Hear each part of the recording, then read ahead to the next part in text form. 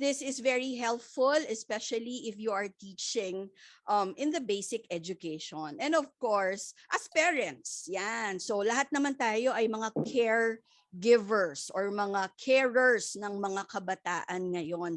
Friends, join me in a warm summer welcome to Professor Nina Era. My task is to talk about social emotional learning. This topic is really very close to my heart because just like Jasmine mentioned, I handle children, adolescents, and families who are really in crisis. And I've seen a lot of young people now going through a lot. Sabi ko nga, iba na ang panahon ngayon. Ibang-iba na nung panahon namin. Sabi ko nga, noon ang problema ko lang kung paano tumakas sa nanay ko. Kasi pinapatulog niya ako sa hapon para tumangkad ako. Pero hindi ko naman alam kung tumangkad talaga ako. Pero I mean, look at issues of young people now. It's really very tough. Sabi nga ng nanay ko, napakahirap maging magulang ngayon.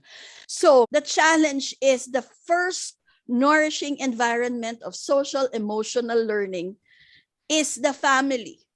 Kahit ano pong mangyari, it's really, really the family. Importante po na maintindihan na ang pamilya ay napaka-vital sa social emotional learning ng isang bata. Okay. And of course, next to the family would be the school. Tayo pong mga guro, it's not just the school itself. Diba? Sabi nga, it takes a village to raise a child. So the school and the home really have to be partners.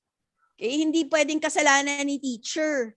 Diba? Hindi pwedeng kasalanan kasi yung mga friends, yung mga social media. Kasi hindi magaling si teacher. Kasi lahat. Parang hindi nakikita yung importance ng puso. Diba? Na lalo na po ngayon na ang dami-daming taong may pinagdadaanan. We need to be able to make sure that we touch the hearts of our students. So let's define social emotional learning po. Okay.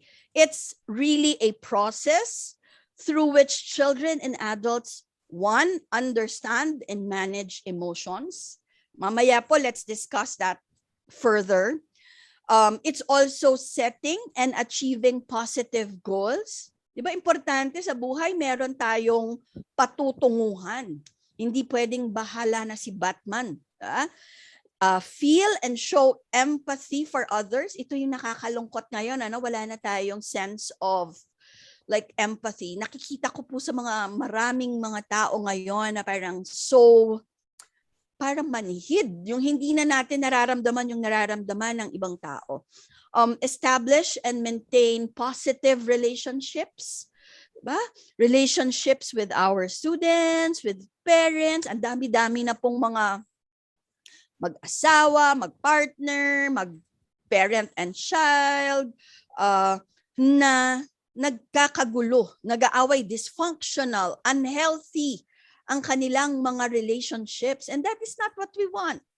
Because these students or these children are the future. Diba? They will be leaders. Okay?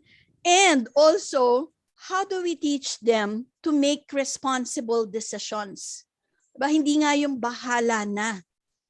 Although, minsan, meron tayong mga pagkakataon na bumabahala na, pero parang kadalasan bahala na lang hindi na pinag-iisipan. And sometimes we are not really accountable for our actions. Okay?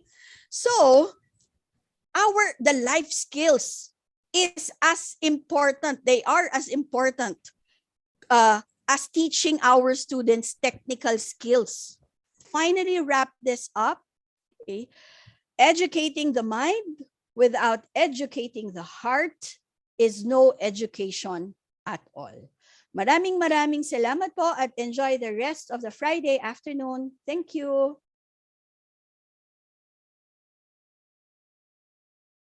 In my case, I really would go out of my way to to talk to the introvert. I try to connect first and then ask where is that person coming from. Kasi minsan, introvert siya kasi meron lang siyang mga bad experiences from other people. And so, parang that person chose not to trust anymore, or that person chose to just parang not get out of her shell, o kung ano man, maraming ganon. So, I try to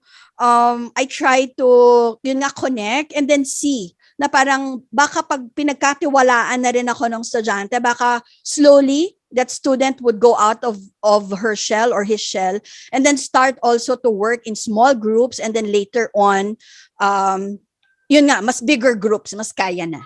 Now kasi, di ba, we have rumors that there may be face-to-face coming in the next school term.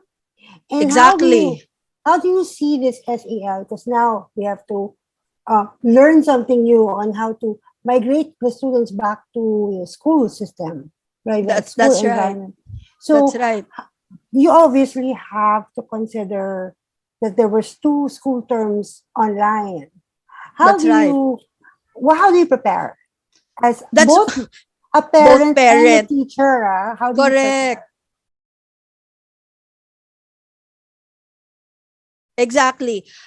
Well, for parents, you really have to start by now, diba? Talking to your child that in a few months, especially children, I mean yung mas bata, because children thrive in a predictable environment. So kailangan alam nila what's going to happen. Hindi pwedeng bulaga. But siguro for the adolescents, college students, talk to them about their feelings. Excited ka na ba? Ayaw mo na bang kung ano man. Talk about it. Kasi napapansin ko, yung talking about feelings, it's not normally done at home. Well, for the clients that I handle in RCW, yun yung common when I ask them, do you talk about feelings at home? What made you happy? Yung mga ganyan. Parang majority ang sagot sa akin, no. It's such an alien thing for us. We don't even talk about anything. Wala. Parang ganon. So, kailangan umpisahan siya ng mga magulang sa bahay. And then again, as I've said, it will be supported in school. So the teachers have to be prepared. Kaya kailangan, sana ma-train sila, di ba? So they train with RCW on how to support their students. Kasi minsan pag nangamusta ka sa isang estudyante, ako na-experience ko yan ngayon, may iba nagbe-breakdown na eh. So you have to know how to process it eh. Minsan yung kamusta mo lang, parang kamusta na. Tapos hindi mo alam, parang, ay, meron palang something. And then they start to cry. And hindi naman pwedeng, hoy, wag kang umiyak, magkaklase pa tayo, may lesson pa. Diba?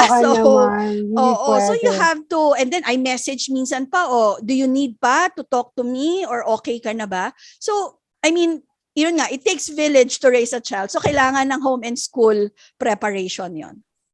Such a big responsibility for our guro, for our teachers. Such a big responsibility. Say that for those of you who may be interested to bring this to your own schools or even to your group of parents, I would really recommend, this is something that is just done for an hour and a half.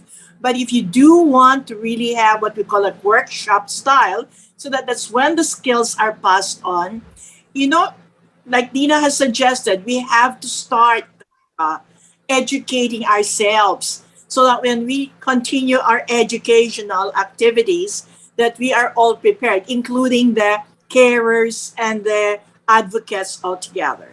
We cannot take this for granted kasi it's good to be reminded, but more so even for us to make it habitual. At that talaga, yung mga recommendations nila, ang dami pa doon na pwede talaga pa siyang ihasa.